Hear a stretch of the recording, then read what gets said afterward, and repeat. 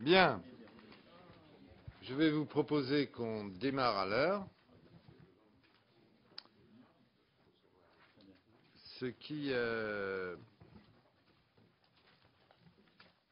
va permettre à tout le monde d'arriver. Je voulais vous dire combien j'étais heureux avec Pierre-Bernard Raymond de vous accueillir, d'accueillir les membres du Parlement européen, bien sûr les députés et sénateurs, pour la 5e édition de nos rencontres conjointes depuis février 2010, ce qui en fait désormais une tradition, et je trouve que c'est une excellente tradition. Je dois vous transmettre les excuses d'Alain Lamassoure, de Jean-Paul Gauzès, ainsi que de Michel Herbillon, qui n'a pu se joindre à nous aujourd'hui. Et je voudrais excuser le président Bizet, qui lui-même est en Turquie, c'est ça? C'est ça, oui. Et que Pierre a bien voulu co-présider cette réunion avec moi. Je voudrais remercier les représentants, bien sûr, du Parlement européen qui sont venus aujourd'hui ou qui seront tout à l'heure particulièrement nombreux, d'après ce qu'ils nous ont dit, pour cette réunion sur la gouvernance économique. Et j'ai demandé au président de la Commission des finances et au rapporteur du budget de nous rejoindre durant la réunion. Ils ont des obligations, mais j'espère qu'ils pourront nous rejoindre.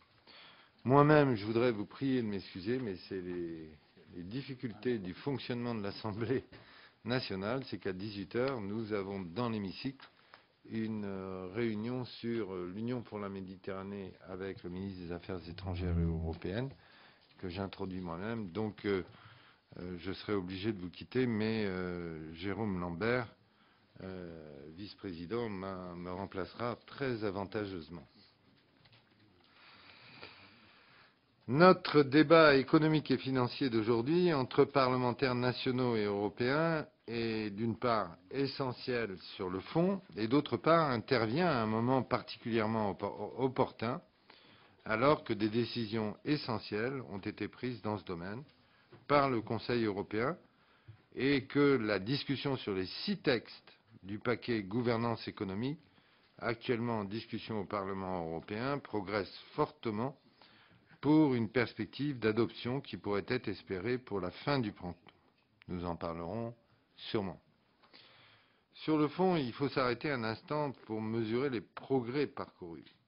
Qui aurait pu en effet penser il y a 2 ans que nous puissions discuter désormais des éléments concrets de ce qu'on peut ne plus hésiter à appeler un gouvernement économique européen. Je me souviens de réunions avec la commission homologue allemande, où le mot même de gouvernement économique européen suscitait un scepticisme, voire une hostilité larvée.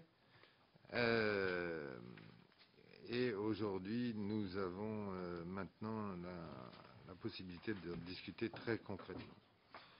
Ces progrès sont doivent bien sûr beaucoup à la crise. Je remercie beaucoup Jérôme Cahuzac, président de la Commission des finances, de nous rejoindre parce que c'est un sujet qui, évidemment, concerne beaucoup la Commission des finances et j'ai beaucoup discuté avec Jérôme et avec le rapporteur du budget de la façon dont on peut faire en sorte qu'à l'intérieur de l'Assemblée nationale, nous fassions en sorte que le semestre européen soit l'occasion d'un vrai débat parlementaire sur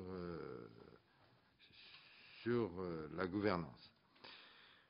Ces progrès doivent bien sûr beaucoup à la crise qui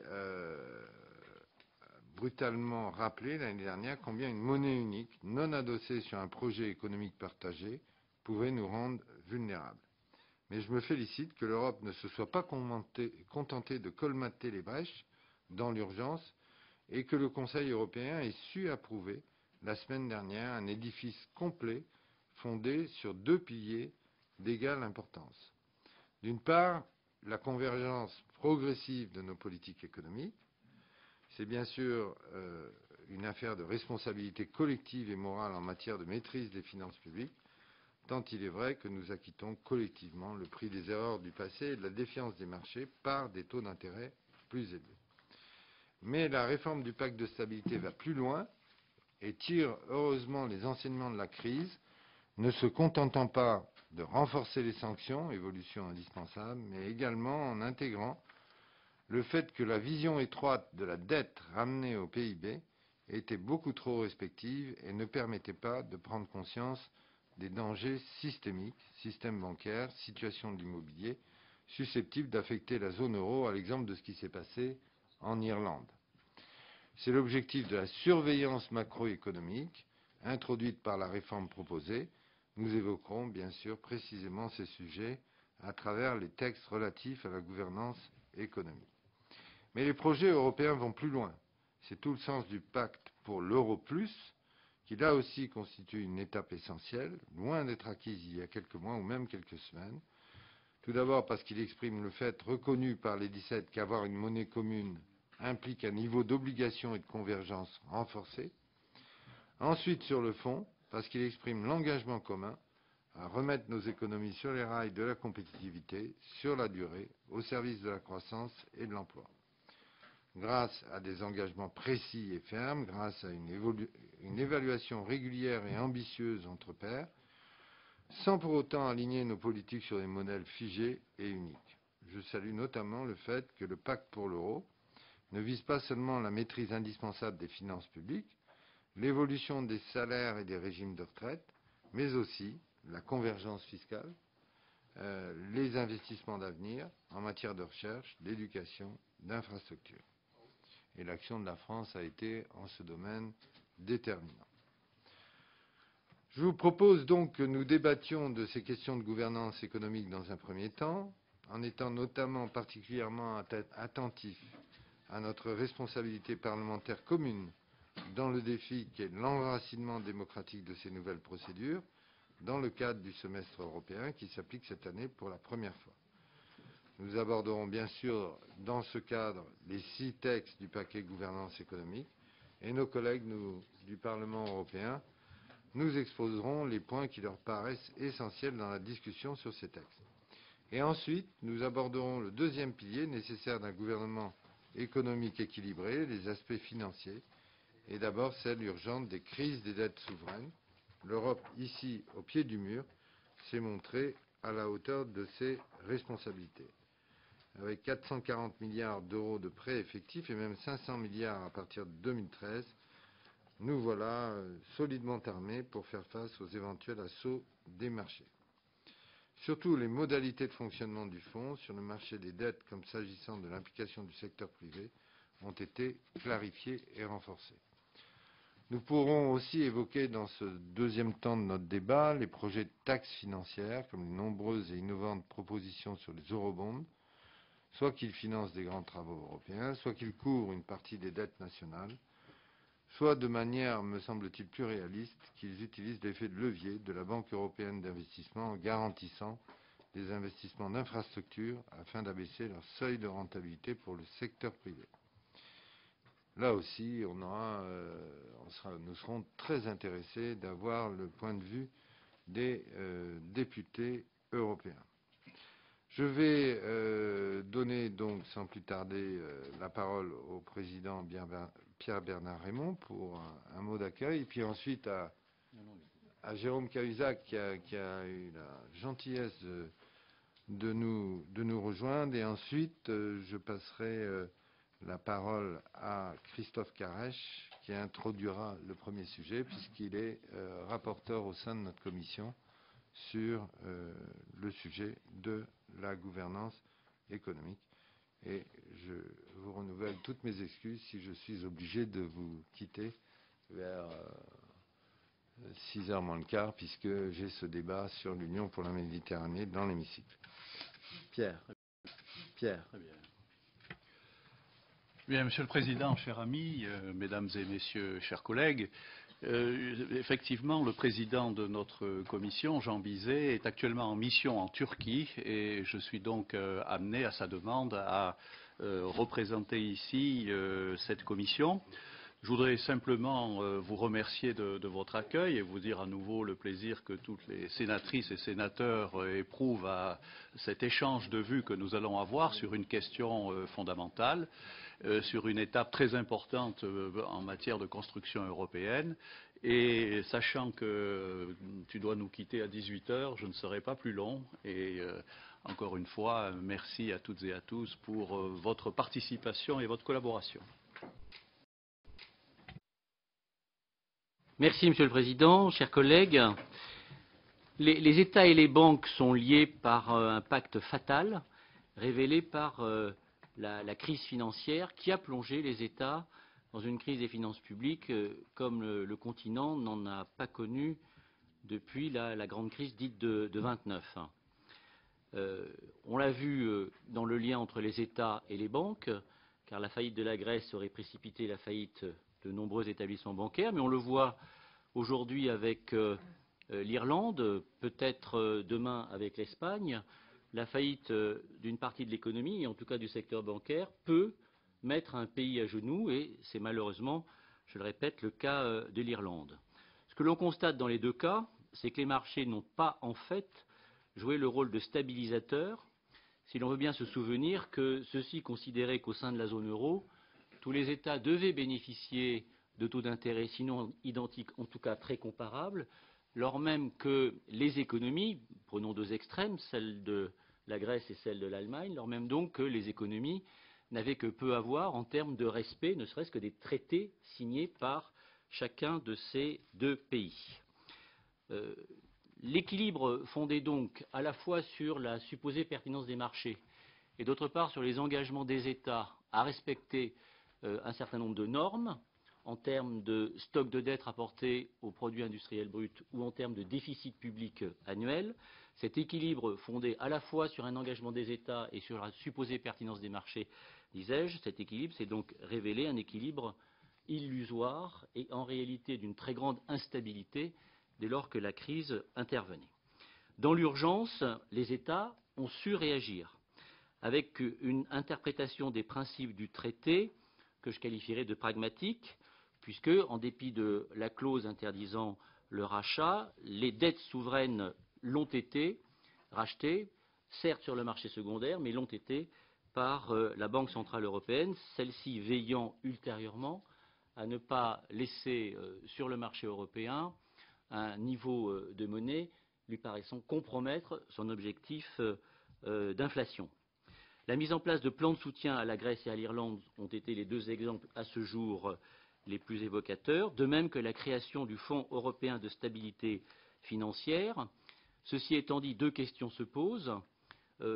Pendant combien de temps pourra-t-on supporter le fait que, par exemple, sur le Fonds européen de stabilité financière, son appréciation par les agences de notation ne le soit qu'à concurrence de celle portée par ces agences sur les États constituant les garanties de ce Fonds européen de stabilité financière.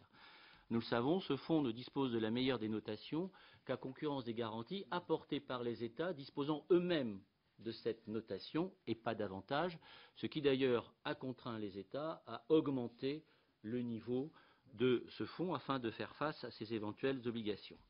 La deuxième question que cela pose est la poursuite ou pas du rachat de la dette des États en difficulté par la Banque centrale européenne.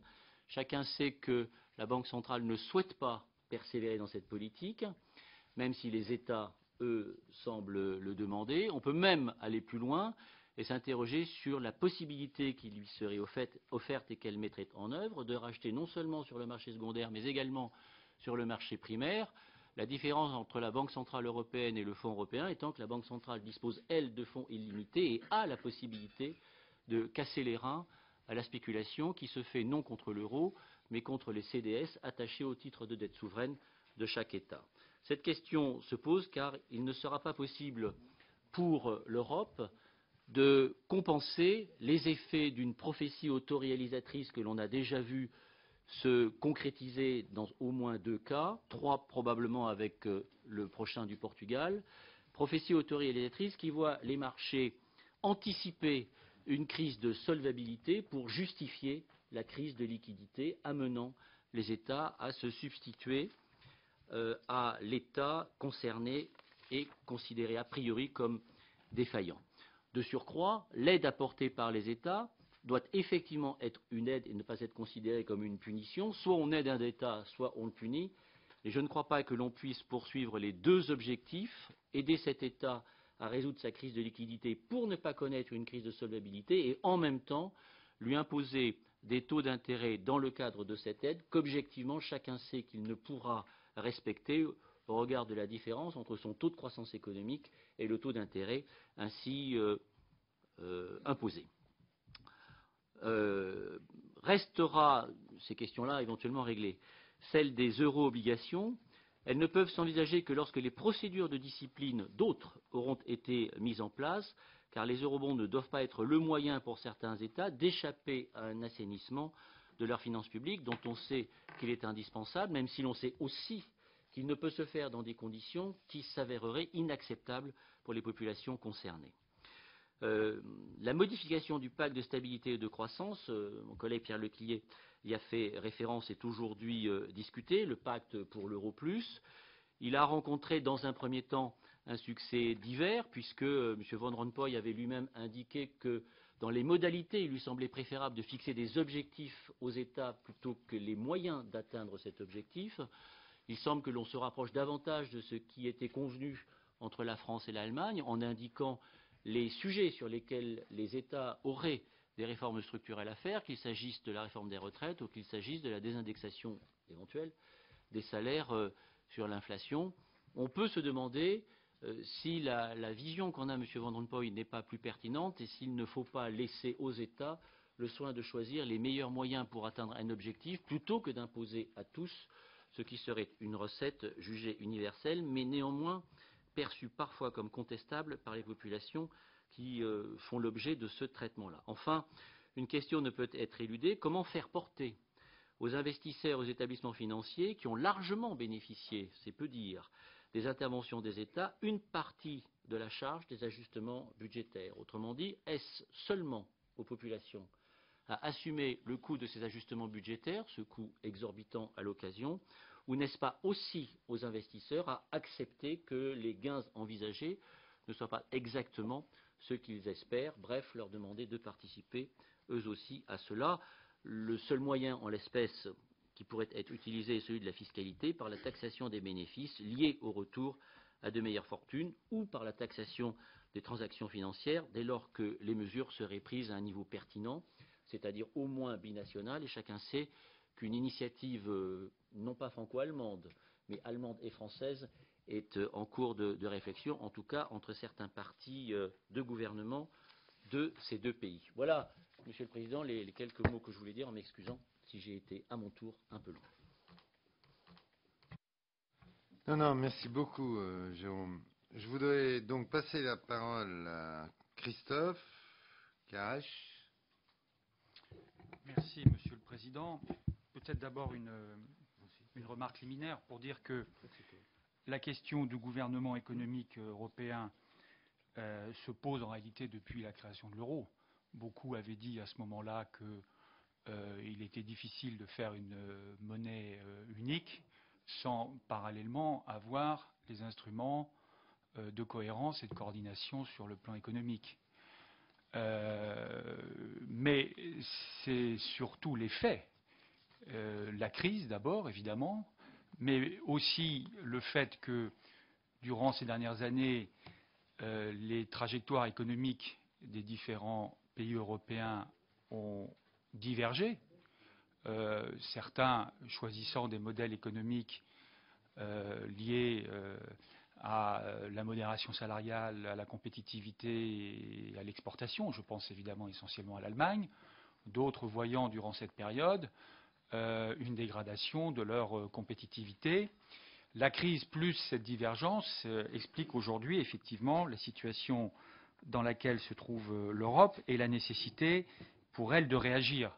Je dis cela parce que, en réalité, les éléments qui sont aujourd'hui sur la table et qui sont discutés sont d'abord liées à cette réaction, sont imposées finalement par les faits, et plutôt que d'être des éléments, disons, de réflexion qui auraient pu amener à se poser, à trouver des solutions pour un gouvernement économique européen. Donc, pour parler clairement, ce sont d'abord les faits et la situation de crise dans laquelle nous sommes qui dictent la réponse européenne, ce qui d'ailleurs, évidemment, influe sur son contenu. Alors, je voudrais évoquer 4 points rapidement. D'abord, sur finalement les 4 sujets sur lesquels des initiatives ont été prises. D'abord, un premier point, la question de la supervision financière. Il y a eu un certain nombre de choses qui ont été faites tout à fait positivement dans ce domaine, et en même temps, je crois qu'il reste dans ce domaine un certain nombre d'interrogations fortes, notamment sur le secteur bancaire. Je crois qu'il y aura demain, on aura demain les résultats des stress tests, mais j'ai le sentiment que sur ces questions-là, l'assainissement bancaire notamment est loin d'être terminé, qu'il y a manifestement des pays qui cherchent à un peu contourner les réalités et les solutions qui pourraient être prises dans ce domaine. Je pense évidemment essentiellement à l'Allemagne, et on a vu comment ce pays avait essayé de peser pour, notamment sur les stress tests, essayer de les orienter de manière la plus souple possible. Bon, je crois que là, il y a quand même un sujet de réflexion. Encore une fois, l'assainissement bancaire est loin d'être terminé en Europe, et je pense que c'est une question qui est devant nous. Le deuxième point, c'est évidemment le volet budgétaire et, disons, finances publiques, qui est en fait le volet central avec le mécanisme de crise qui a été mis en place, avec la volonté évidemment de resserrer le pacte de stabilité, les conditions, à la fois les conditions, mais aussi le contenu du pacte de stabilité. Sur ce plan-là, d'ailleurs, ce qui est assez étonnant, c'est au fond que l'Europe ait pu vivre si longtemps sans que les marchés ne se posent la question de la valeur de l'euro d'un État à l'autre. Il y a là une espèce de mystère quand même tout à fait extraordinaire. Donc il est clair que sur ce plan-là, il y a donc un certain nombre de propositions qui sont faites.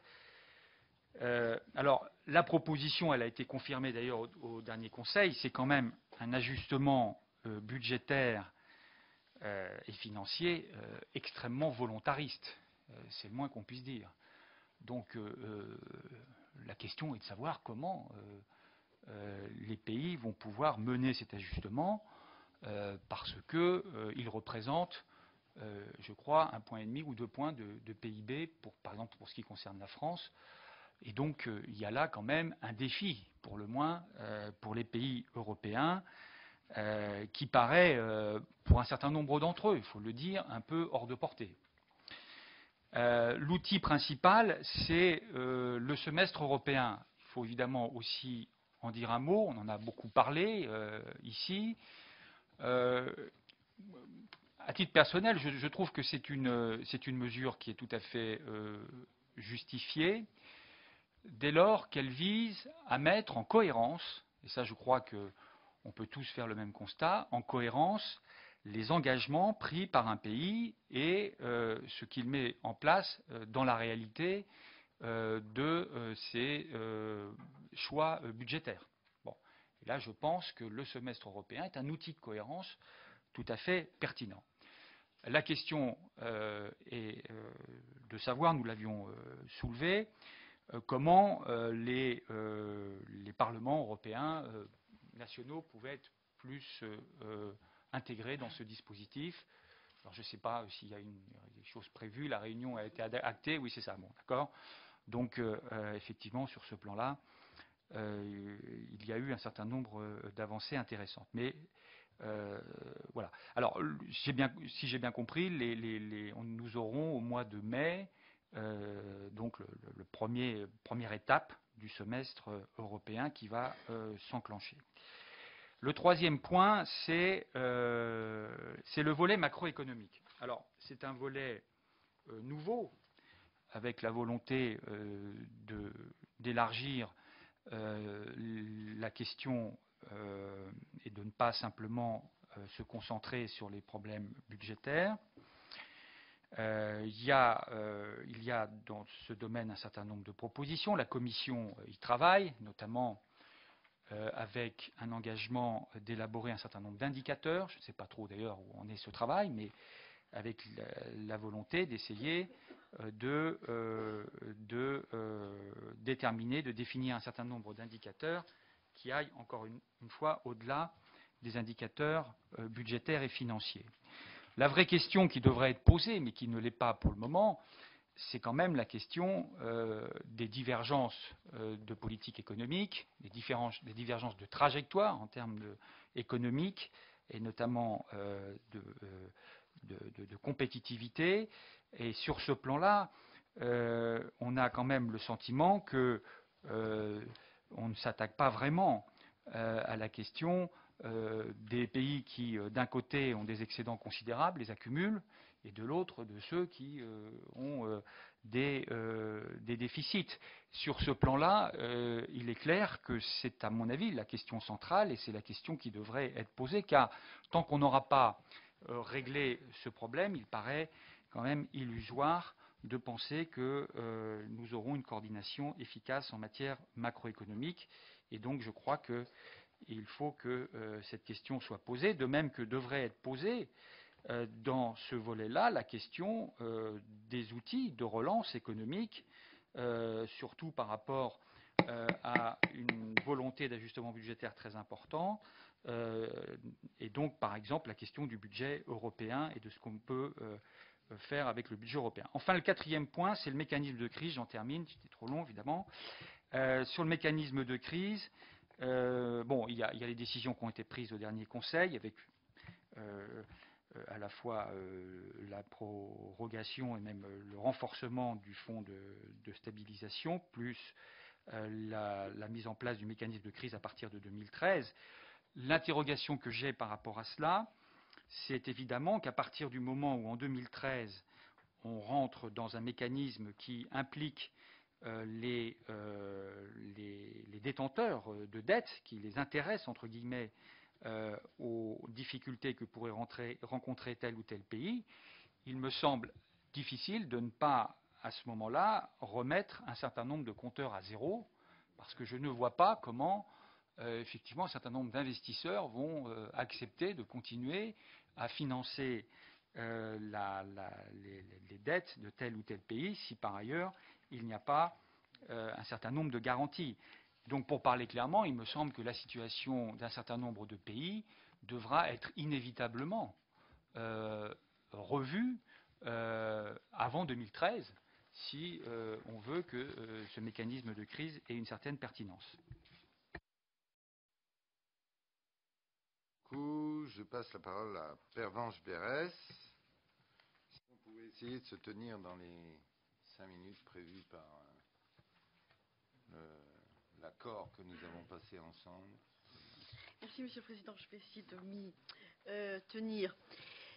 Coordination des politiques économiques et semestre européen. On a l'impression que la moitié de la proposition est neuve, c'est-à-dire que la partie semestre européen serait une proposition nouvelle. À bien y regarder, ça n'est pas si nouveau. Et je vous invite à vous souvenir des mécanismes que nous avions en place jusque-là. Il y avait un mécanisme qui s'appelait les grandes orientations de politique économique et les lignes directrices emploi, qui correspondent exactement au prolongement de ce que l'on va inventer avec ce semestre européen. Pour autant, la crise nous oblige à regarder ces sujets de manière un peu plus sérieuse que ce que nous avons fait jusqu'à présent. La crise a révélé, et Jérôme Cahuzac l'a très bien dit, combien elle nous obligeait à bouger. Mais l'objectivité aussi nous oblige à reconnaître que cette situation était révélée avant même la crise. Pourquoi ? Parce que le pacte de stabilité, je crois l'avoir déjà dit devant cette même commission, n'a pas permis d'organiser la convergence des économies.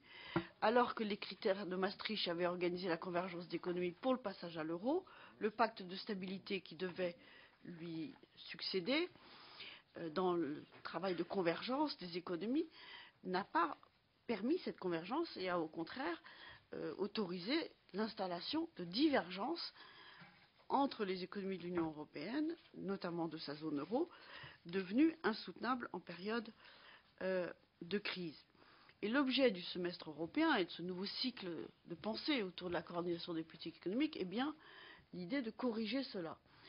Par rapport à ça, moi je voudrais simplement dire la difficulté dans laquelle les négociateurs se trouvent aujourd'hui, parce que vous avez un puzzle de négociations extrêmement complexe, avec d'une part les 6 textes dont le Parlement européen est saisi, sur lequel il est co-législateur sur 4 d'entre eux, le mécanisme européen de stabilité sur lequel les chefs d'État et de gouvernement viennent de se mettre d'accord, accompagné d'une révision du traité, un premier exercice concret du semestre européen avec l'examen annuel de croissance dont la Commission a produit le premier exemplaire en janvier, et enfin le dernier né qui est le pacte pour l'euro plus.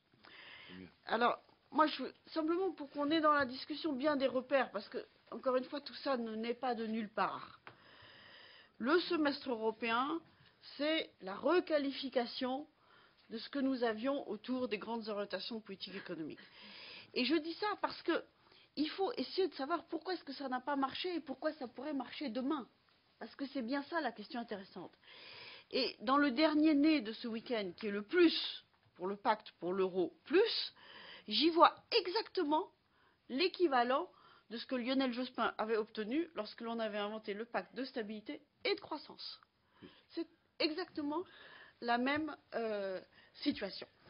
Alors, par rapport à ça, il faut jouer le jeu, mais moi je veux quand même, avant d'entrer dans le jeu, faire 2 observations un peu critiques.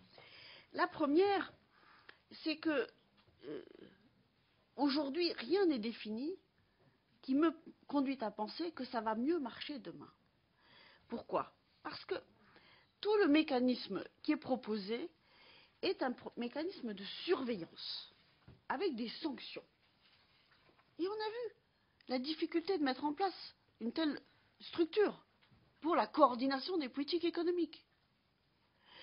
La deuxième raison, c'est que ce qui est proposé relève de la même logique que le pacte de stabilité, c'est-à-dire une logique quantitative et non qualitative de l'appréciation des économies des États membres. Voilà mes inquiétudes que je formule d'entrée de jeu, mais je veux consacrer les 2 minutes qui me restent à rentrer dans le dur de ce que c'est que le semestre européen et comment est-ce qu'il faut qu'on travaille ensemble dans ce calendrier.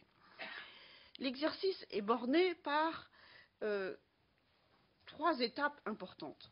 Janvier, la Commission européenne produira son examen annuel de croissance. À partir de là, en mars, le Conseil européen validera ou non ces grandes orientations de politique économique. C'est l'équivalent des grandes orientations de politique économique dans l'ancien vocable.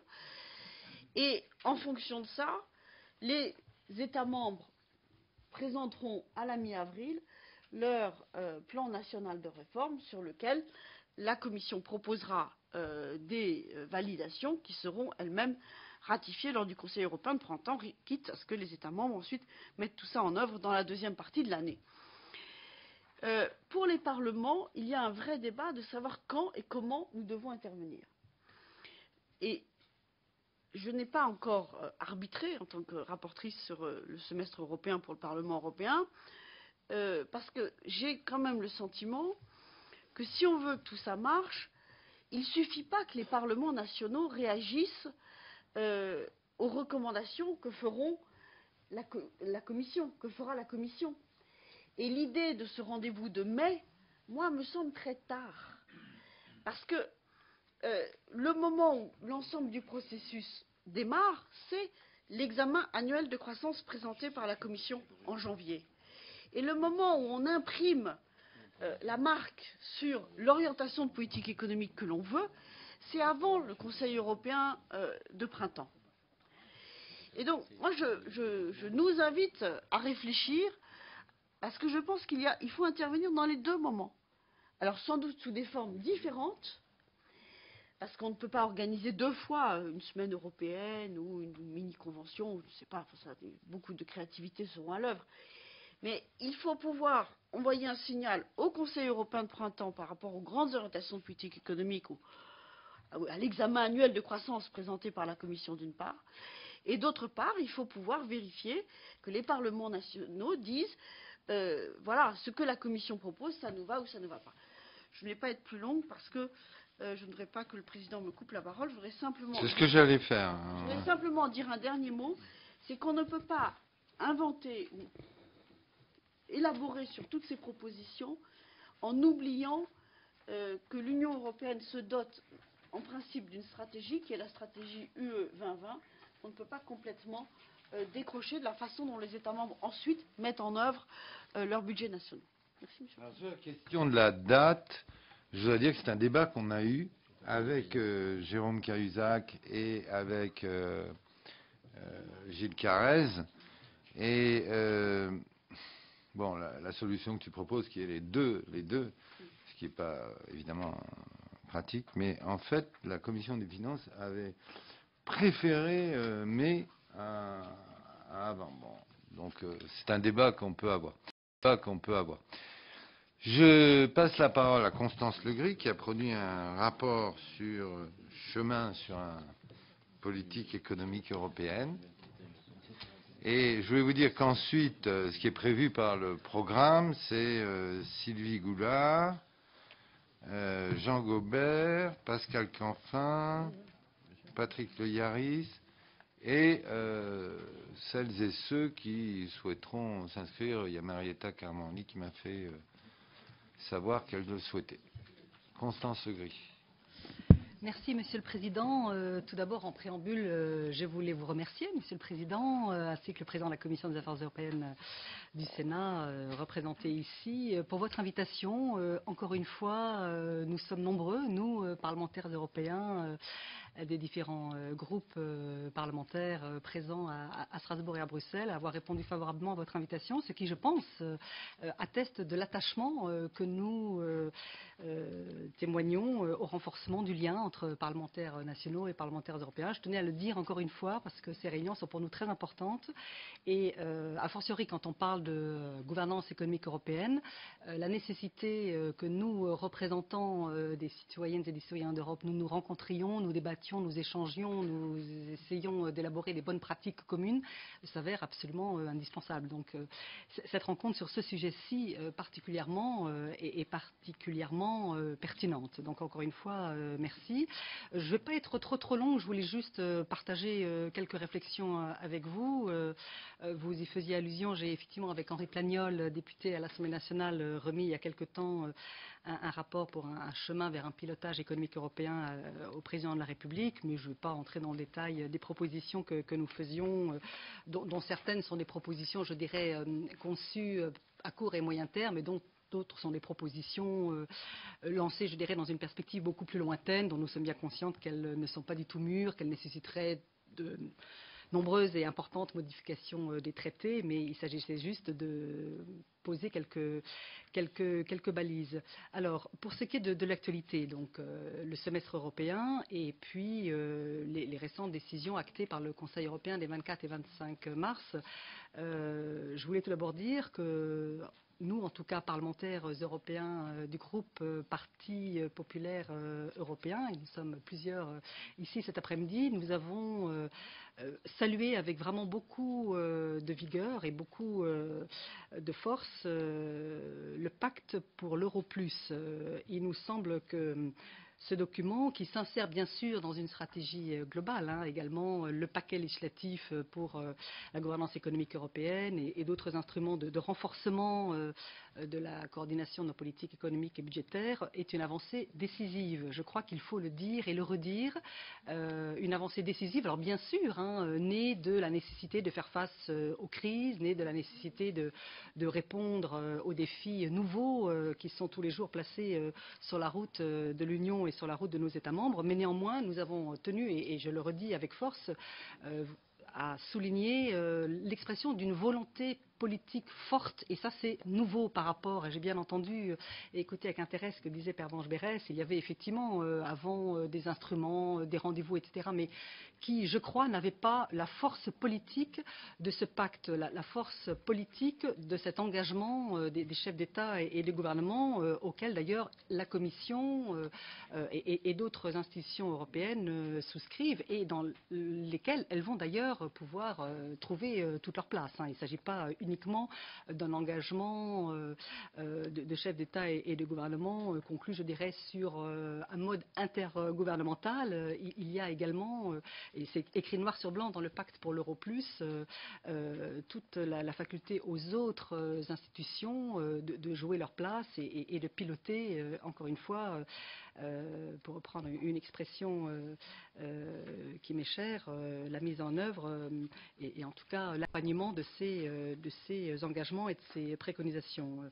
De même, nous avons salué, même si nous sommes conscients du fait que l'histoire n'est pas aboutie encore, mais nous avons salué l'accord politique intervenu au sein du Conseil sur le paquet de gouvernance économique européenne, parce que ça donne une base de départ claire, nette, pour le round de négociations entre le Conseil et le Parlement. Mais il était temps que le Conseil parvienne à finaliser, je dirais, un accord politique fort sur les différents aspects de ce paquet législatif. Je voulais également, vraiment en vrac, quelques réflexions, insister sur l'un des aspects de ce pacte pour l'Euro plus, à côté effectivement d'engagement en matière de convergence budgétaire, fiscale, sociale. Il y a également une très forte incitation à ce que tous les États qui s'engagent au sein de ce pacte, qui ne l'ont pas encore fait, le fassent, à ce que soient mis en place des mécanismes de retour à l'équilibre des finances publiques, frein à la dette ou autres règles d'or. Les choses ne sont pas précisées, mais à cet égard,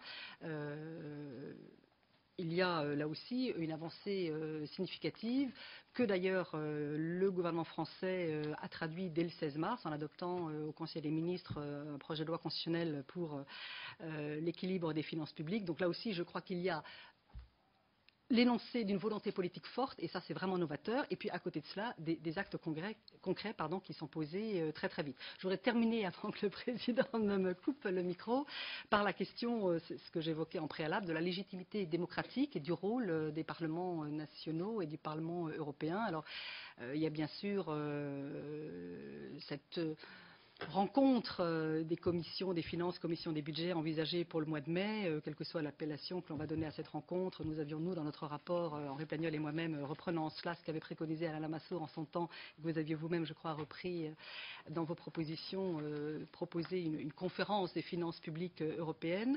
Quelles que soient les modalités et quelle que soit la date, à titre personnel, j'aurais été plutôt également disposée à envisager ça un peu plus en amont, un peu plus au démarrage du semestre européen, avant même que ne soient rédigés et finalisés les programmes de stabilité, par exemple. Bon, enfin ça, c'est des détails que l'on pourra peut-être, au fur et à mesure que s'égrèneront les semestres européens, améliorer. Mais par-delà donc ces rencontres, qui encore une fois sont absolument indispensables et j'espère vont faire apparaître plus de convergence et plus de mise en perspective de nos politiques budgétaires, je crois qu'il nous faut réfléchir à ouvrir les échanges et ces débats aux non-initiés, y compris au sein de nos collègues parlementaires européens et parlementaires nationaux, au-delà du cercle des spécialistes, entre guillemets, qui siègent dans les commissions des finances, commission des budgets, commission des affaires économiques et monétaires au Parlement européen ou commission des affaires européennes. Il y a, je crois, la nécessité d'un travail politique pour une appropriation pleine et entière dans les parlements nationaux des nécessités de cette convergence économique et budgétaire. Et là, je crois que le chemin est encore assez long, qu'il faut faire preuve de créativité, d'imagination, pour forger peut-être des moments, des outils, afin qu'il y ait une vraie appropriation de la nécessité de cette coordination économique et budgétaire renforcée qui ouvre la voie effectivement à des travaux sur plus de convergence fiscale et sociale. Et ça m'intéresserait beaucoup de vous entendre, d'échanger avec vous sur ce sujet, y compris sur celui d'une éventuelle en tout cas, c'est une question qui est évoquée de temps en temps au sein du Parlement européen, chez certains, d'une éventuelle traduction parlementaire du pacte pour l'euro plus. Voilà, comment appuyer, je dirais, la légitimité démocratique de ce pacte pour l'euro plus, par-delà les rencontres régulières des commissions des budgets ou des finances. J'ouvre la question, je n'ai pas de réponse. Merci, Monsieur le Président. Merci, Monsieur le Président. Sylvie Goulard. Merci, Monsieur le Président. Moi, je vais essayer d'être très concrète. Je suis un des 6 rapporteurs du paquet en charge du texte sur les sanctions relatives à la zone euro.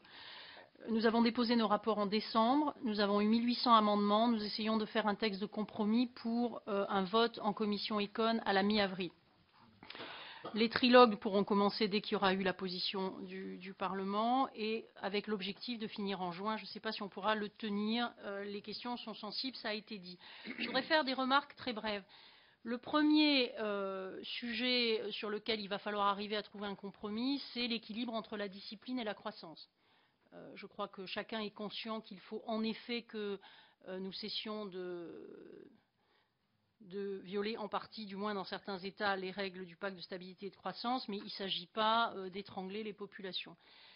Donc il y a des traductions très concrètes. Par exemple, le rythme auquel on réduit la dette est un des éléments particulièrement importants. Deuxièmement, pour rebondir sur ce qu'a dit Pervenche Berès, c'est que le travail sur le semestre européen sera un travail itératif.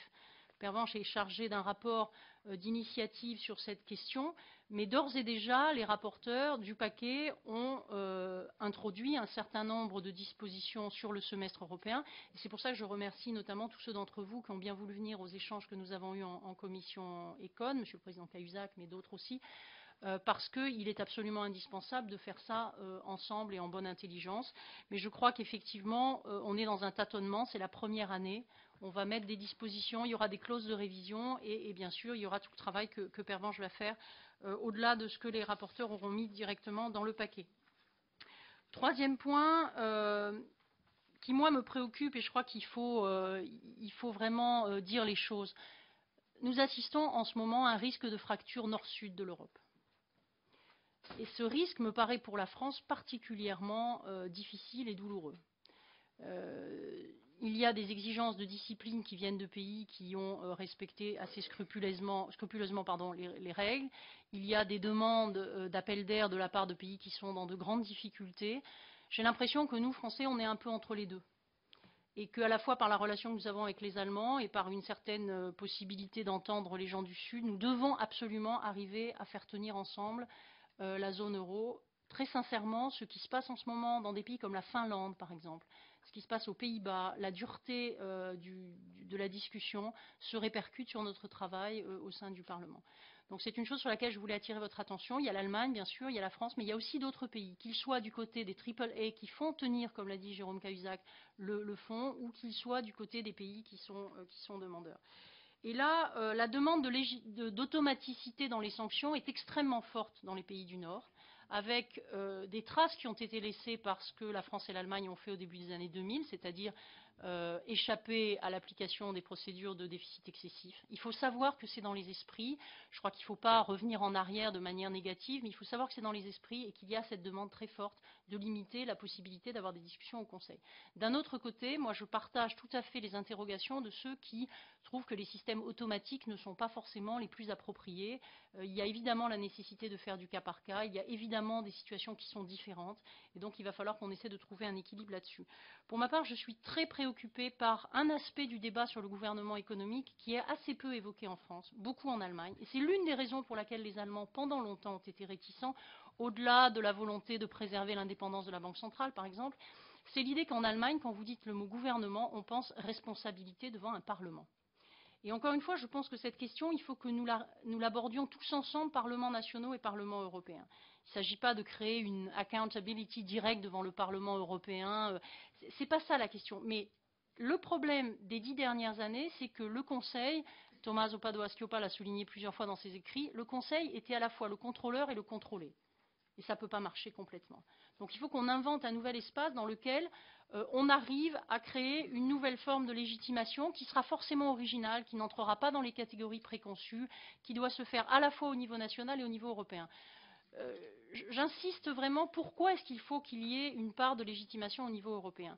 C'est en raison des incidences des décisions que nous prenons sur les autres. Et ça, jusqu'à présent, c'était un peu le trou noir. Pervenche a eu raison de dire qu'il y a beaucoup de choses qu'on ne réinvente pas. Mais je crois que la crise a fait vraiment apparaître que, par exemple, l'évolution des salaires en Grèce et l'évolution des salaires en Allemagne, radicalement différentes, divergentes, a créé aussi des problèmes de compétitivité relative qui, à l'intérieur d'une zone monétaire unique, sont particulièrement difficiles à gérer. Dernier point sur les incitations.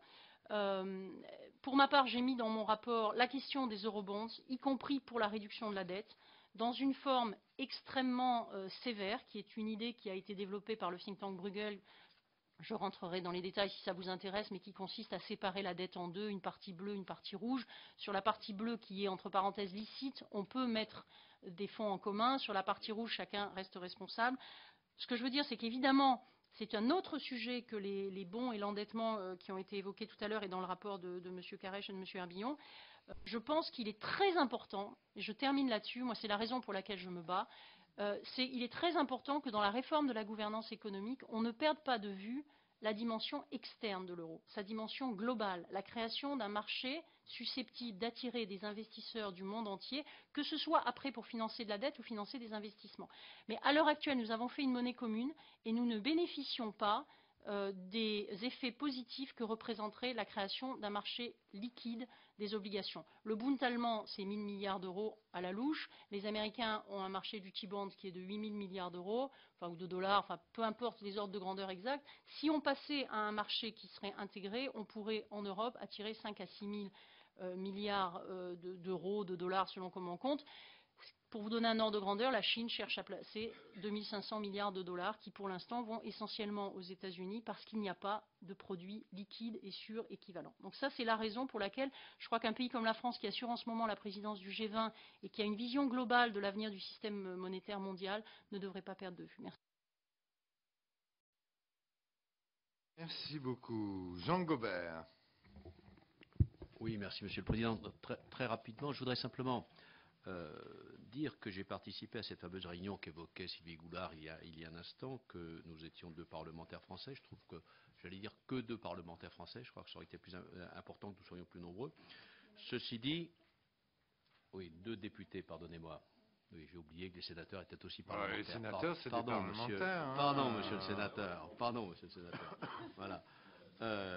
J'ai perdu une bonne occasion de me J'ai perdu une bonne occasion de me taire. Bien. Maintenant, je crois quand même que ce genre de réunion, comme ce genre de réunion que nous avons ici, mais qui est d'une autre nature, puisque nous rencontrons des collègues d'autres parlements et d'autres parlementaires européens, a une grande vertu, c'est qu'elle permet d'abord de confronter les points de vue, elle permet de connaître d'abord les positions des uns et des autres, de confronter les points de vue, d'avancer un certain nombre de positions qui peuvent être divergentes, mais qui, si elles sont divergentes, sont aussi mises sur la table pour qu'on puisse essayer de les rapprocher. Et je pense que nous aurions intérêt à le faire beaucoup plus souvent, en tous les cas, sur l'ensemble des sujets qui sont les sujets de nature européenne. Nous avons évoqué à cette occasion, bien évidemment, les sujets qui viennent déjà d'être mis sur la table, qui sont mis sur la table, qui viennent d'être évoqués. Donc je ne voudrais pas revenir très longtemps dessus, mais simplement donner un point de vue sur tout ce qui touche, je veux dire, aux critères de convergence. En clair, il y a le contenant et le contenu.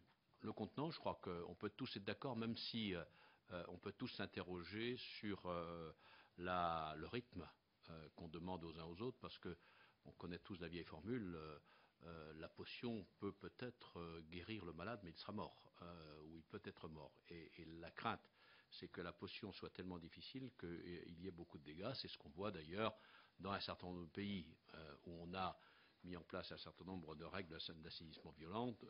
Regardons la Grèce, voire d'autres dans les mois qui viennent. Mais sur le fond, on ne peut que considérer qu'il est normal qu'on aille vers un assainissement de la dette publique, en tous les cas d'un assainissement partiel. Sur les moyens d'y parvenir, je crois qu'on peut discuter. Je crois que c'est tout le problème de la subsidiarité. On peut on sent, et moi je l'ai dit là-bas, je n'étais pas le seul à le dire, on sent qu'on va plutôt vers les coupes budgétaires systématiques. Autant, comme tout le monde, on sera d'accord pour dire que des coupes sur des dépenses qui ne sont pas utiles ou qui ne sont pas productives doivent être faites. Autant il faut se garder de mettre en pièces ce qui font aussi nos dépenses d'avenir, qui seront les dépenses, par exemple, d'éducation, de recherche, d'infrastructure, toutes ces questions que nous connaissons bien en France, les dépenses de services publics, qui sont aussi une particularité peut-être en France, mais il ne faut pas oublier que quand on ne les fait pas dans le cadre du service public, ce sont les familles, ce sont les individus qui doivent les faire à titre personnel et les payer, et que nous introduisons là des différences entre les uns et les autres. Je crois que tous ces sujets méritent d'être débattus, et c'est ce que nous avons pu dire et ce que d'autres, comme on dit, à cette occasion. Et qu'aussi, à l'inverse, il ne faut pas s'interdire de penser à la solidarité, je veux dire, entre les citoyens, et donc de demander peut-être davantage un impôt progressif pour aussi combler ces difficultés que nous connaissons. Voilà ce que je souhaitais dire. Je crois que j'ai déjà à peu près pris mon temps. Je voudrais aussi dire, voilà, maintenant on parle de l'euro plus. Moi qui suis comme vous sur le terrain, je crois qu'il faut qu'on arrête de se payer de mots, quoi, parce que quand on ne sait pas régler un problème, on invente des mots. Il y a déjà longtemps que les femmes de ménage ne sont plus des femmes de ménage, elles sont des techniciennes de surface. Ça fait aussi mal au dos, c'est aussi mal payé, mais on a revalorisé la profession. Alors là aussi, je le dis à nos parlementaires européens, il faut quand même qu'on fasse attention chaque jour. On n'y échappe pas ici, donc vous non plus. Tout à fait. Non, mais je suis d'accord. Non, mais je suis d'accord. Mais ne nous payons pas de mots là-dessus. Je crois que de temps en temps, on ferait bien de garder les mêmes mots, mais essayer de progresser dans le sens que l'on souhaite des uns les autres. Merci. Merci beaucoup. Patrick Le Yarrick. Oui, bonjour et merci.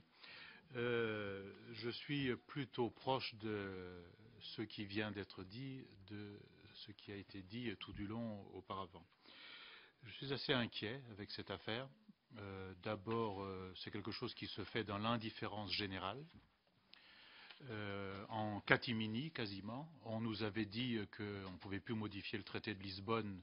Subitement, on le modifie en mettant des critères de conditionnalité. Si, c'est ce qu'on a dit, Sylvie. Ensuite, deuxièmement, vous êtes le Parlement national. Cette affaire de contrôle a priori des budgets nationaux pose plus qu'un problème, parce que vous n'allez plus être maître ni de vos recettes, ni des dépenses, avec toutes les conséquences que cela aura.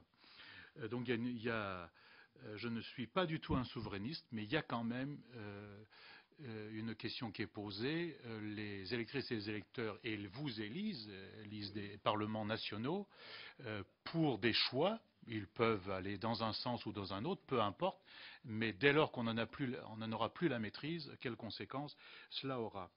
Troisièmement, cette affaire du fonds du mécanisme de stabilité, il est en permanence sur des critères, et c'est tout le temps spécifié, d'ailleurs l'additif à l'article 136, c'est en permanence des critères de conditionnalité.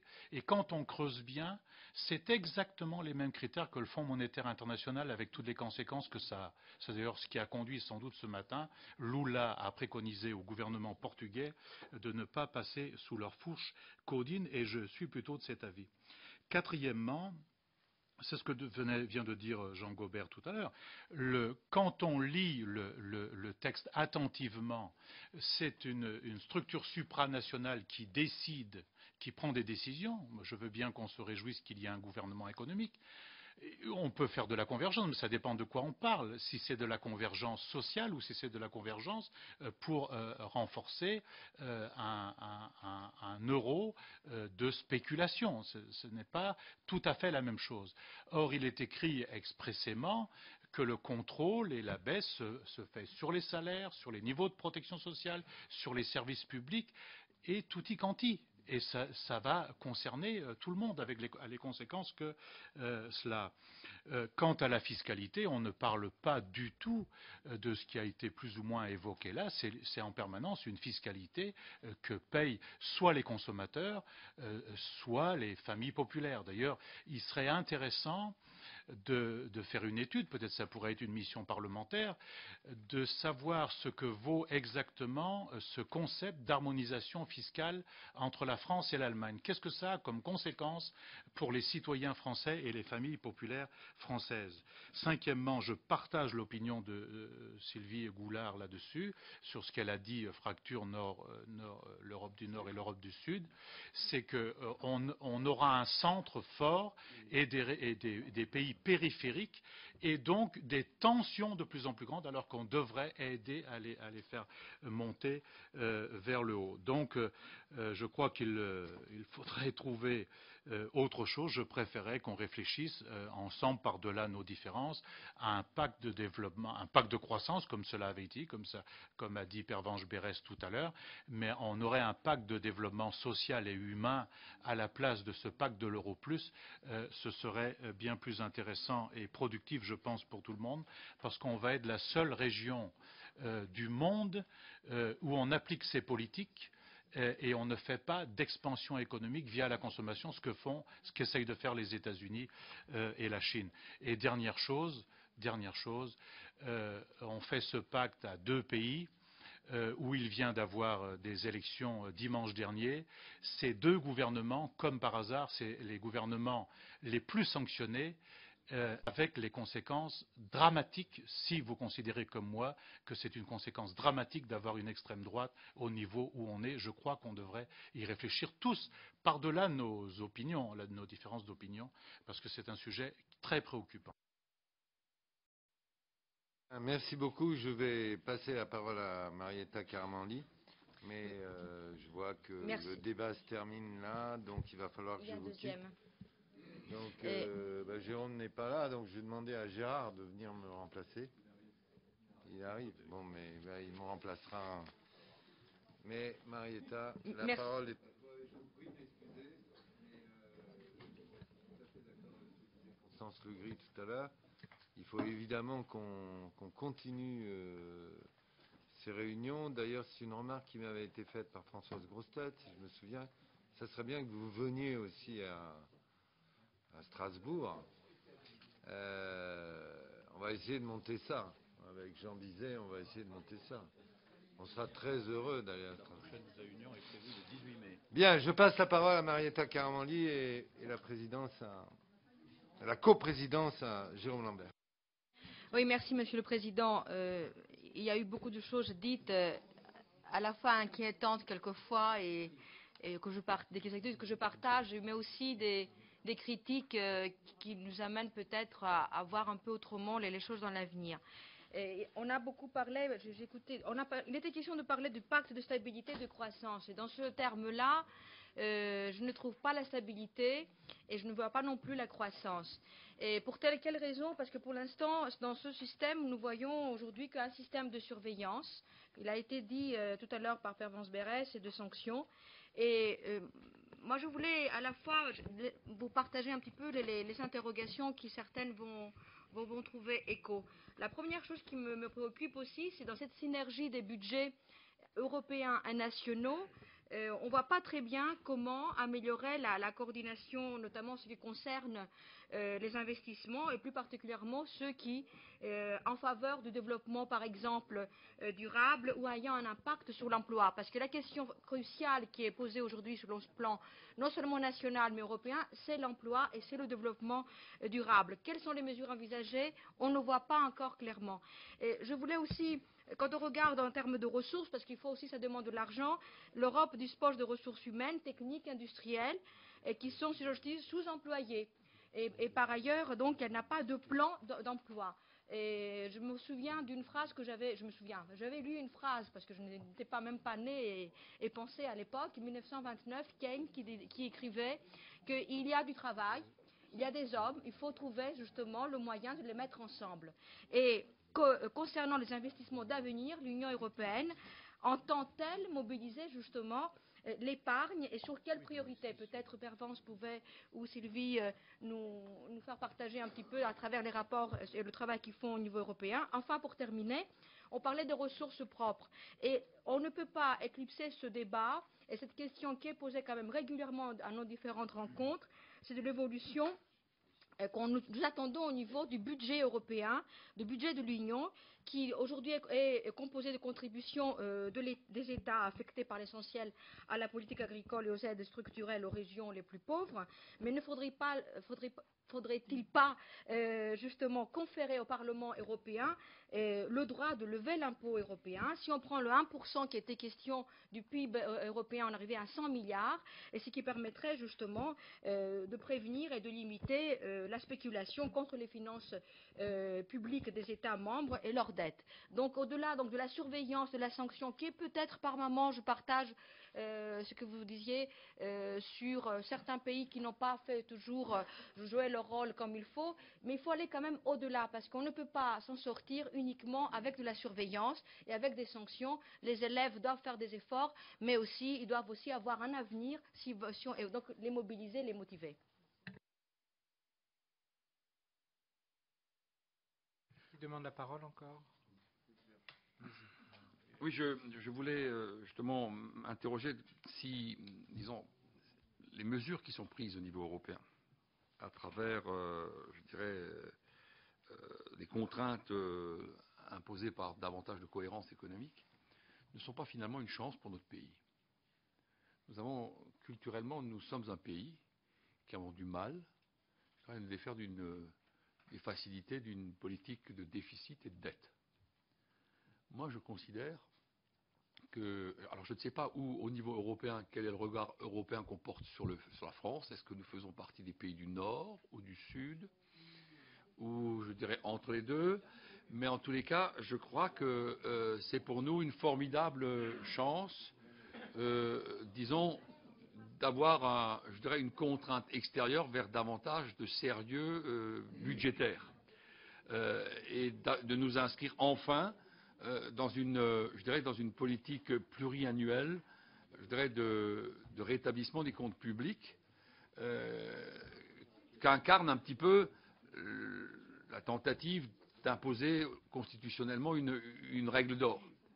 Alors, j'aimerais bien, disons, savoir quel est le regard que portent les Européens sur, je dirais, cette culture assez française.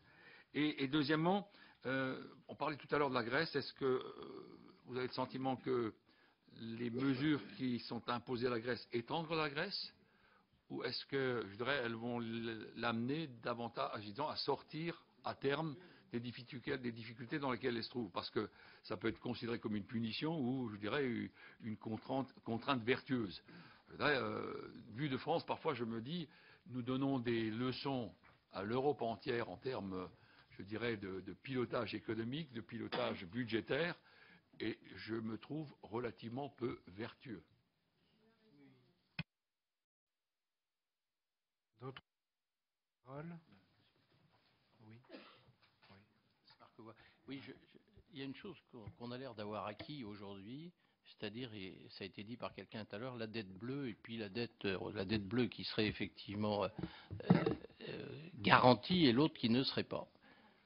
Alors peut-être que j'ai un passé de financier qui me fait dire, et d'ailleurs on a commencé à le voir hier avec une nouvelle dégradation des notes du Portugal et de la Grèce, moi j'ai le sentiment que toutes les autres mesures n'auront pas d'effet, parce que le fait de se dire qu'il y a des dettes souveraines qui ne vont pas être remboursées en totalité emportera à terme l'ensemble du système.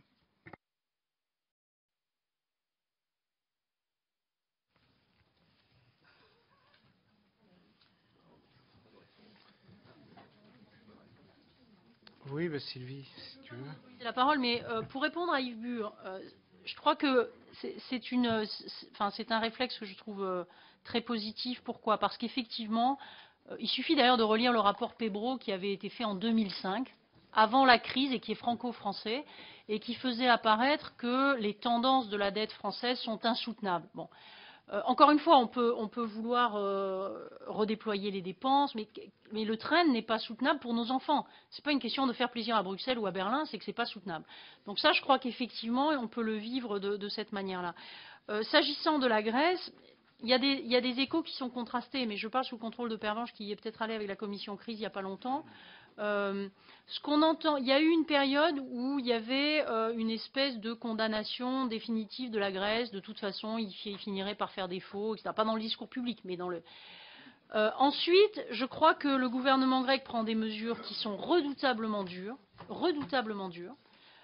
qu'on peut le porter à leur crédit et que la question maintenant, c'est de savoir si ça va créer un appel d'air ou pas. Moi, je ne suis pas en mesure de... Il y a une note de Bruegel assez récente faite par Jean Pisani-Ferry qui laisse penser qu'eux sont toujours sur l'analyse du défaut. Il y a d'autres économistes qui ont plutôt changé d'avis. En tout cas, la Grèce est pour l'instant à l'abri en termes de besoins de refinancement, ce qui permet de faire des réformes structurelles dont, encore une fois, et là je crois qu'on peut quand même, enfin il faut même faire une différence entre la France et la Grèce, on n'est pas au même niveau. Hein. Là, ils vont avoir 155% à peu près de PNB de dette. Notre pays reste en dessous de 100 et même autour de 85-90, donc on n'est pas du tout dans le même ordre de grandeur. Je crois qu'il faut aussi admettre qu'il y a eu des dérives, et en l'occurrence, s'agissant de la Grèce, des manipulations. Et que ça, c'est un message qu'il faut aussi faire passer vis-à-vis de peuples qui sont beaucoup plus respectueux des règles. Ensuite, ça ne veut pas dire que chez nous, on n'a pas des efforts à faire, mais tout en expliquant qu'ils ne sont pas tout à fait du même ordre. Sur la dette bleue ou rouge, encore une fois, ce sont des projets. Hein, on est au stade de la réflexion pour essayer de trouver une méthode, et je ne sais pas si on la trouvera, mais c'est une piste, qui permettent à la fois de combiner les avantages de la mise en commun d'une partie de la dette pour essayer de créer ce marché mondial dans lequel la liquidité fera baisser les taux d'intérêt et la contrainte de ne surtout pas laisser filer un endettement qui, à ce moment-là, de toute façon, je vais vous dire, les pays du Nord acceptent à peine qu'on commence à y réfléchir. Donc, c'est pas pour demain. Hein. Donc, c'est pas du tout, je veux pas me méprendre, c'est pas. Bon, simplement, j'avais à cœur, comme ça a été rappelé, de dire que dans ce paquet, nous devons à la fois tirer les leçons de la crise, remettre de l'ordre et faire de la discipline, et puis ouvrir quelques lucarnes sur l'avenir. Et je crois important de ne pas renoncer à des projets qui, même s'ils ne sont pas pour demain, pourraient s'avérer utiles à moyen ou à long terme. Et là aussi, il y a tout le travail qui est fait par la commission crise, qui permet aussi d'ouvrir d'autres pistes. Donc ce n'est jamais qu'une partie de la réflexion qui va continuer. Monsieur Le Grip souhaitait parler. Oui, merci. Je voulais juste rebondir par rapport à la question d'Yves Bure, son interpellation. Je ne suis pas loin de partager son avis. Effectivement, c'est pour ça que je me permettais, dans mon propos introductif tout à l'heure, de faire référence à l'adoption par le Conseil des ministres ici dans notre pays le 16 mars dernier du projet de loi constitutionnelle relatif à l'équilibre des finances publiques qui prévoit un certain nombre de dispositions, les lois cadres d'équilibre pluriannuelles, donc sur 3 ans, la transmission systématique, ça je crois que ça intéresse beaucoup le Parlement français, la transmission systématique qui serait inscrite dans la Constitution des programmes de stabilité au Parlement français avant que le gouvernement ne transmette ce programme de stabilité à la Commission, mais également l'inscription dans la Constitution française de la nécessité de travailler à un retour à l'équilibre des finances publiques. Donc encore une fois, il y a là un acte politique fort qui est mis par le gouvernement sur la table. Un projet de loi constitutionnelle, ça veut dire une discussion dans les termes voulus par la Constitution française sur un tel projet de loi et bien sûr la nécessité de faire adopter un tel projet de loi constitutionnel par le Congrès avec les conditions de majorité que cela implique. Donc ça sera un moment de vérité, je crois, pour l'ensemble des parlementaires français, membres du Sénat comme membres de l'Assemblée. Sont-ils prêts à aller jusqu'à la révision de la Constitution pour affirmer, je dirais, cet objectif de retour à l'équilibre des finances publiques, qui fait partie des engagements pris par les uns et par les autres dans le pacte pour l'euro plus. Alors euro plus, mais Jean Gaubert est parti, c'est parce que c'est un pacte pour l'euro destiné avant tout à exprimer les engagements des États membres de la zone euro, mais qu'il est ouvert bien évidemment aux États membres qui ne sont pas encore dans la zone euro. Et d'ailleurs à ce jour, 6 pays non membres de la zone euro, d'où le sens de euro plus, ont fait savoir qu'ils étaient intéressés par ce pacte. Je vous propose que pour conclure cette première partie, on donne la parole à Pierre Forgues, puis après on passera à la deuxième. Oui, Monsieur le Président, moi je crois que nous sommes des hommes politiques et il convient de faire de la politique. Que chacun soit convaincu qu'il faut diminuer l'endettement des pays, ça pose aucun problème, ça. Chacun est convaincu. Le problème est de savoir comment réduire cet endettement. Voilà la vraie question.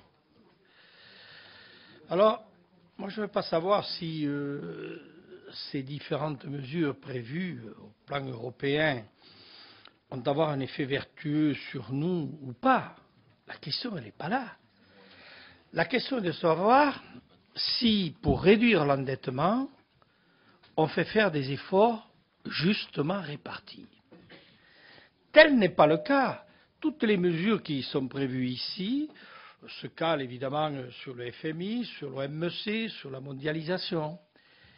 Et si, pour réduire l'endettement, on augmente le chômage, on crée des salaires de misère, c'est-à-dire qu'on crée de la misère, et ça c'est vrai à l'échelle de l'Europe, on va voir ce qui se passe en Espagne, en Grèce et ailleurs, ça ne marchera pas. Et la seule chose qu'on obtiendra, c'est la révolte. Et lorsqu'il y a la révolte, il faut la calmer. Et à ce moment-là, on lâche tout. Donc moi, dans tout ce qui a été dit, je ne vois pas que l'effort soit réparti. Et tant qu'on ne répartira pas l'effort, ça ne pourra pas marcher. Alors ce qui est le plus inquiétant, et c'est là aussi la réalité, ce qui est le plus inquiétant, c'est qu'il n'y a pas de solidarité à l'intérieur de l'Europe. Et si l'Europe, elle doit lutter contre les fractures, alors si maintenant, à partir de ces problèmes financiers qui se posent avec plus ou moins d'acuité selon les pays, peu importe ce qui s'est passé, on crée une fracture nord-sud, croyez-moi que l'Europe ne fera pas de progrès. Moi, donc, ce que je demande, c'est que, effectivement, dans chaque pays, on se saisisse de cela. Moi, je suis pour l'Europe, mais je constate que si l'Europe avance telle qu'elle le fait aujourd'hui, eh bien oui, il y aura une régression de l'Europe. Et on ne fera pas l'Europe malgré les gens. Il ne faut pas croire. Faut pas croire. On peut changer les noms, on peut appeler pacte de stabilité plus, et dans l'indifférence générale d'ailleurs. Personne ne nous en parle. Sauf que le fait de surveiller, de sanctionner, ce n'est pas ça la vraie question. La vraie question, c'est de créer un élan. Et si on veut faire en sorte que les gens puissent vivre et travailler, oui, il faut qu'il y ait du développement. Et dans ces mesures qui sont prévues, personnellement, je ne vois pas du développement. Donc moi, je reste vraiment très sceptique. Si les politiques, qu'ils soient à l'échelle de l'Europe, du Parlement européen, qu'ils soient à l'échelle des différents pays, ne se saisissent pas de ces problèmes-là, non pas qu'avec une vision technocratique. On n'a pas besoin d'imaginer des choses extrêmement compliquées. On fait des choses très compliquées qu'on ne met d'ailleurs jamais en place. Donc quelques années après, on change le nom, c'est tout. Donc si les hommes politiques se saisissent pas de ce problème, dans la perspective d'organiser la solidarité et le développement, eh bien moi je vous le dis très clairement, on peut se donner rendez-vous, le problème de la vertu, ça ne marchera pas. Oui, mais le FMI, oui, mais je dis, on se cale là-dessus. L'Europe se cale sur le FMI et sur beaucoup et sur l'OMC et beaucoup d'autres. Et je vois bien les dégâts que ça peut produire. Voilà. Ça ne fait pas que des dégâts, bien entendu. Ça ne fait pas que des dégâts. Ce qui m'intéresse, c'est de corriger les dégâts. Ok, Pierre, on a compris. Je crois que tous les points de vue ont pu s'exprimer au cours de cette première partie de nos échanges. Tu veux encore dire quelque chose? Eh bien, vas-y. Ce sera extrêmement bref. Je voulais simplement faire remarquer que, à l'échelle des pays, à l'échelle de l'Europe ou à l'échelle du monde, il n'y a pas. Le souci, évidemment, c'est celui du développement et la capacité. Oui, bien sûr, il n'y a aucun développement possible assis sur la dette. Et donc, bien sûr, il n'y a pas de développement assis sur la dette. Et s'il n'y a pas d'assainissement de la finance publique, il n'y a pas de développement. Et la vraie difficulté qu'on a pour l'instant, c'est que la crise est une crise de la dette, et sur laquelle se greffe une crise financière qui est le service financier de la dette, dans lequel il y a des gens qui ont tiré des bénéfices tout à fait indus. Alors ça, mais il n'y aurait pas eu ça s'il n'y avait pas eu la dette. Et finalement, la vraie question de la dette, qui est une facilité pour les États d'ailleurs, c'est que ça les met dans une situation qui effondre leur développement. C'est tout à fait clair. Et au niveau de l'Europe, effectivement, les pays qui sont assis sur une forte dette, ils sont également en dette avec les pays qui sont assis sur une faible dette. Et ceux-là, comme par hasard, c'est ceux qui ont un niveau de développement qui reste absolument solide et important. Et la vraie question, il ne faut pas se leurrer, c'est si on veut assurer du développement, eh ben, il faut traiter la dette. Voilà. Il n'y a pas de doute là-dessus. Et Et on est déjà. Tu veux intervenir peut-être pas sur ce point, je vais intervenir tout de suite après. Oui, sur la premier, stabilité financière, le financement de la croissance, mais oui. on vient d'aborder la crise des dettes souveraines. Oui, mais ça fait rien. En général, oui. Oui, mes chers collègues, mon propos n'est pas nécessairement un propos introductif à la deuxième partie. J'ai renoncé à parler dans la première et je voudrais simplement aborder quelques points de notre ordre du jour et peut-être même un peu au-delà. D'abord pour exprimer globalement une satisfaction. Il est clair que si l'on se place du point de vue de la construction européenne uniquement, je serais tenté de dire vive la crise. La gouvernance économique européenne qui a été oubliée ou au moins négligée au moment où on a créé l'euro est quand même en train de franchir des étapes que l'on n'aurait pas osé imaginer il y a 2 ans. Donc nous devons quand même exprimer là une satisfaction. Alors je ne commenterai pas toutes les mesures positives que l'on vient d'évoquer, qui ont été arrêtées au dernier Conseil européen et qui constituent un tout cohérent, et dont j'espère qu'elles pourront encore être améliorées par le Parlement européen dans le cadre de la codécision. Je pense par exemple à la majorité inversée dans la prise des sanctions. Je pense aussi au versement des amendes au mécanisme de stabilité financière et à quelques autres éléments dont les rapporteurs au Parlement européen se sont fait l'écho. Pour autant, ce Conseil qui avait été présenté comme historique l'a-t-il vraiment été? Il constitue certes une étape importante sur le chemin qui reste à parcourir, mais la bouteille est peut-être un peu à moitié pleine. Et je crois que dans le court laps de temps qui m'est imparti, je souhaiterais, et je parlerai qu'une seule fois, je voudrais me contenter de poser quelques questions. Tout d'abord, il reste quelques points à finaliser au Conseil de juin. Il faut vaincre quelques réticences, la Finlande, l'Allemagne notamment. Je ne pense pas que cela pose de grands problèmes, mais enfin, le Conseil européen qui vient de se dérouler n'a pas achevé le processus qui était annoncé. La deuxième série d'incertitudes concerne la conjoncture dans les 2 ou 3 mois à venir. Dans quelles conditions va se dénouer la crise portugaise, politique et financière? Le Portugal va-t-il en définitive accepter l'aide de l'Europe? Par qui veut-il être vraiment aidé? On a entendu parler de la Chine qui faisait des propositions. Hier, c'était le Brésil. L'Espagne aussi en a évoqué cette question. Ou bien, à force de tergiverser, va-t-on vers une catastrophe financière au Portugal qui se communiquerait à l'ensemble des pays de l'euro et nous mettrait dans une situation très délicate. Autre question qui peut quand même se poser, j'ai bien entendu ce que vous avez dit sur la Grèce, je pense néanmoins qu'il sera très difficile à la Grèce de ne pas, à un moment ou à un autre, aller vers la restructuration de sa dette. L'Irlande va-t-elle évoluer sur le plan de la fiscalité? Y a-t-il aujourd'hui une possibilité pour l'Irlande d'accepter au moins que l'assiette de la fiscalité des entreprises soit harmonisée au niveau européen? Je crois que nous aurions aussi quand même grand intérêt à être relativement ouverts quant au temps que nous devrons laisser à l'Irlande pour adapter sa législation financière. Où en sommes-nous sur les stress tests? Comment les marchés vont-ils réagir si beaucoup de stress tests sont mauvais? Est-ce que les États ont pris l'engagement de recapitaliser les établissements défaillants? Et tous ces États auront-ils les moyens de recapitaliser les établissements défaillants? Enfin, je voudrais poser une troisième série de questions qui sont plus sur le moyen et long terme. La taxe sur les transactions financières, est-ce qu'on est vraiment sorti du déclaratoire? Et est-il possible d'instaurer une taxe au seul niveau de l'Eurogroupe ou doit-on attendre une taxe au niveau mondial par crainte d'une déperdition de nos potentialités en Europe si nous ne la mettons que sur les pays de l'Eurogroupe? Autre question, le budget européen. Je sais bien que ce n'est pas l'objet à l'ordre du jour, mais ça fait partie intégrante absolument du gouvernement économique européen. Alors, pourra-t-on encore longtemps être crédible avec un budget qui ne représente que 1% du produit intérieur brut? Il ne s'agit pas, contrairement à ce que l'on entend, de dépenser plus globalement. Il s'agit de faire en sorte qu'on dépense davantage au niveau européen et moins au niveau national, car il nous faut incontestablement des politiques plus intégrées.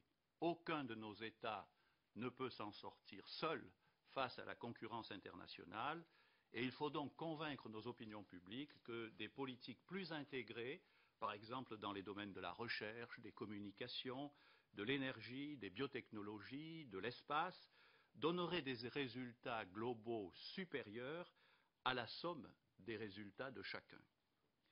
Après l'échec de la stratégie de Lisbonne, est-ce que nous sommes à l'abri d'un même échec pour Europe 2020 si nous ne sommes pas convaincus de cela? Enfin, quelle réflexion sur les ressources propres? Je vois qu'Alain Lamassoure n'a pas pu venir aujourd'hui. J'ai entendu qu'il allait parler avec peut-être un peu d'inquiétude des ressources propres prochainement, et qu'il a annoncé dans son titre les éventuelles ressources propres, ou les improbables même, les improbables ressources propres, alors qu'il en est, je crois, un des principaux défenseurs, et son scepticisme m'inquiète un peu.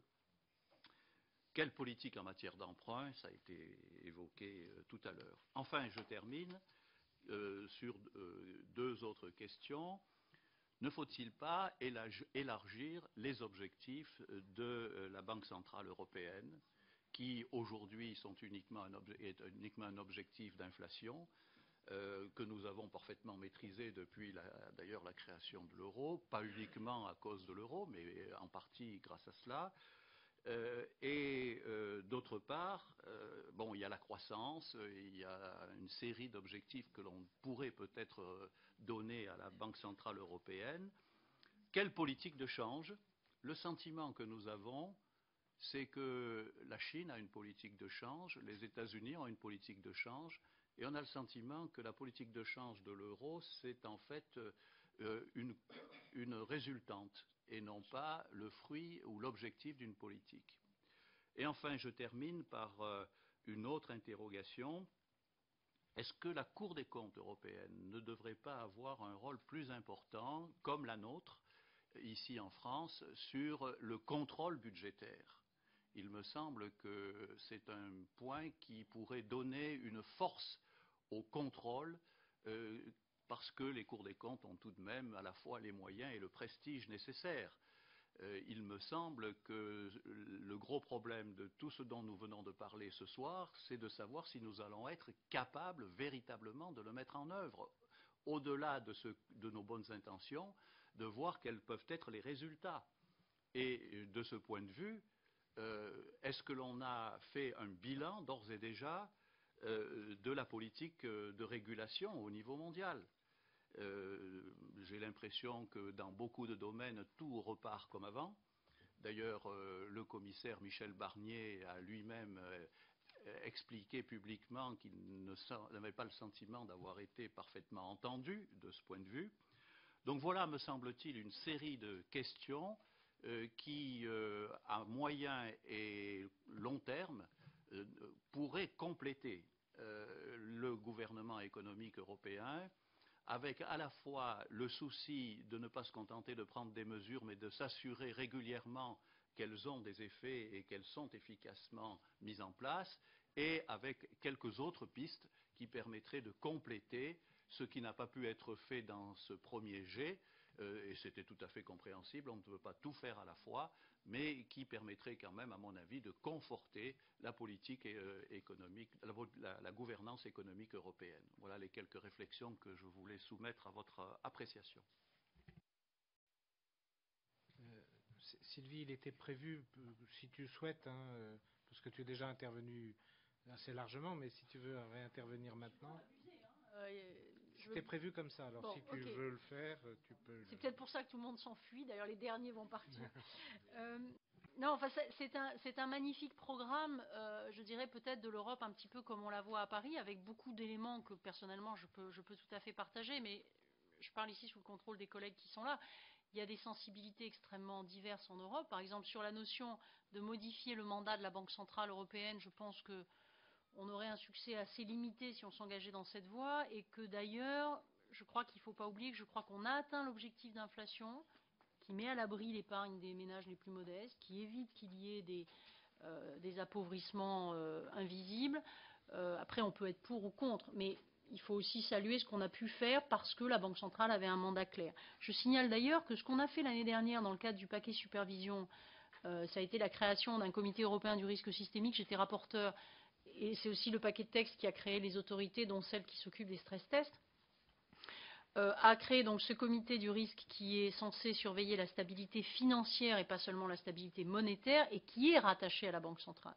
Et pour ma part, je suis à peu près persuadée que progressivement, c'est de nature à non pas modifier le mandat, mais à faire prendre en compte par la Banque centrale d'autres objectifs, ce qui d'ailleurs s'inscrit dans un développement. Il ne faut pas oublier que les institutions liées à l'euro sont extrêmement jeunes et qu'on pourra d'autant plus imaginer de changer les choses que la crédibilité sera assise.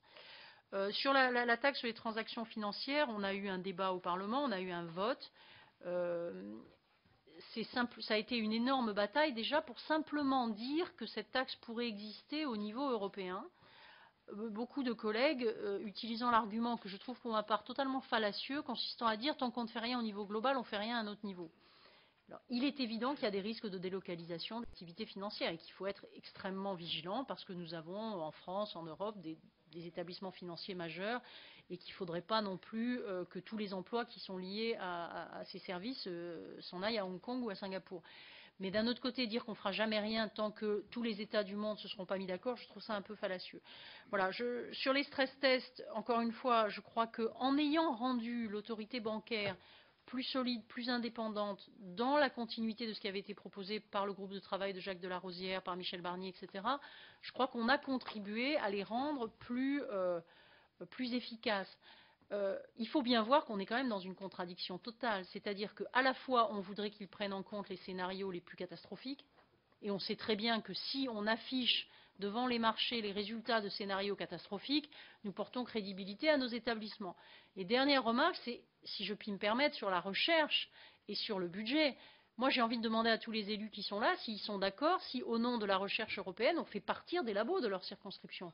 Pas s'ils sont d'accord pour en accueillir. Parce que c'est ça la vraie question. La vraie question, c'est pas j'aime tellement l'Europe que je suis d'accord pour qu'elle m'apporte des choses. La vraie question, c'est demain, je suis maire d'une ville où il y a un énorme labo médical, mais il se trouve qu'à Heidelberg ou à Cambridge ou à Bologne, il y a des gens qui font ça peut-être mieux, et donc on les fusionne. Et donc le vrai test, il est là. Et je n'ai pas eu le sentiment qu'il y avait des gens qui se précipitaient pour être européens dans ces cas-là. Mais ce n'est pas un reproche. Je dis simplement qu'il faut en avoir conscience. On a trop tendance à faire des beaux discours sur l'Europe d'un côté et d'autre part. Par exemple, j'avais proposé que les autorités de supervision financière soient regroupées à Francfort, ce qui est à mon avis nécessaire du point de vue global, ce qui aurait permis de faire partir l'autorité bancaire de Londres, ce qui aurait été un signal assez élégant, mais ce qui, d'un autre côté, faisait partir l'autorité des marchés à Paris. Je dois avouer que je n'ai pas eu un enthousiasme fou à Paris pour rassembler le siège des autorités supervision à Francfort. Donc voilà, je donne cet exemple parce qu'encore une fois, si on veut être fort, si on veut être crédible, si on veut être européen, il faut accepter de payer le prix et pas seulement d'en recevoir parfois le bénéfice. Du problème. Quels sont ceux d'entre nous qui souhaitent prendre la parole sur ce sujet? Tu veux Dominique, vas-y. Sur ce que vient de dire Madame Goulard, sur son dernier exemple, parce que c'est compliqué à beaucoup de choses, qui est de dire qui est d'accord pour voir partir son laboratoire ailleurs, parce que précisément à Heidelberg, par exemple, il y a plus performant. Mais il partira s'il n'est pas le plus performant. Et il partira de toute façon. Et la vraie question, c'est qu'on peut attendre que tout parte en morceaux. Et d'ailleurs, à ce moment-là, non seulement il partira de chez nous, mais à Heidelberg, ils n'arriveront pas à survivre. Et on aura tout perdu. C'est vrai qu'il y a une difficulté, c'est comme d'ailleurs de payer ses dettes, c'est toujours difficile. Maintenant, si le problème, c'est qu'on n'est pas conscient de ça, eh bien, on va continuer à suivre la pente que nous suivons d'ailleurs depuis maintenant une bonne vingtaine d'années, qui est de perdre de plus en plus à la fois deux choses, de l'autonomie, parce que effectivement, la capacité pour les parlements nationaux, comme d'ailleurs pour le Parlement européen, de prendre des décisions, elle est quand même fortement corrélée à son autonomie. On voit bien quand même que les Allemands ont plus d'autonomie chez eux et en Europe que la Grèce, par exemple, ou le Portugal, c'est clair, et pas seulement pour des problèmes de volume. Et la deuxième chose, c'est si nous ne sommes pas capables, effectivement, d'optimiser nos ressources, ce qui suppose, que vient de dire Sylvie Goulard, c'est-à-dire que, malheureusement, il y a des moments où ça concentre ailleurs, il y a des moments où ça concentre au bon endroit, où chez nous, on perdra tout. Voilà, c'est ça le sujet. Voilà. Et moi, je crois que le problème se pose plus seulement au niveau d'une compétition locale ou régionale, parce que beaucoup d'entre nous, même chez les parlementaires européens, sont des élus locaux, et donc sensibles à cet argument. Mais malheureusement, il y a un problème de temps et il y a un problème d'échelle. Voilà. Et donc là, alors c'est le même que la dette, quoi. Nos enfants paieront, bien sûr, mais enfin, c'est pas obligatoirement la bonne solution.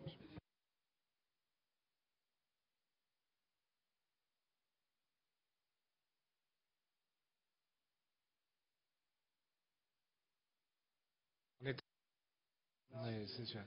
Bon, qui ça, souhaite... faire des dettes pour ses enfants et laisser les dettes aux enfants, c'est comme faire un cadeau à sa femme avec son argent à elle.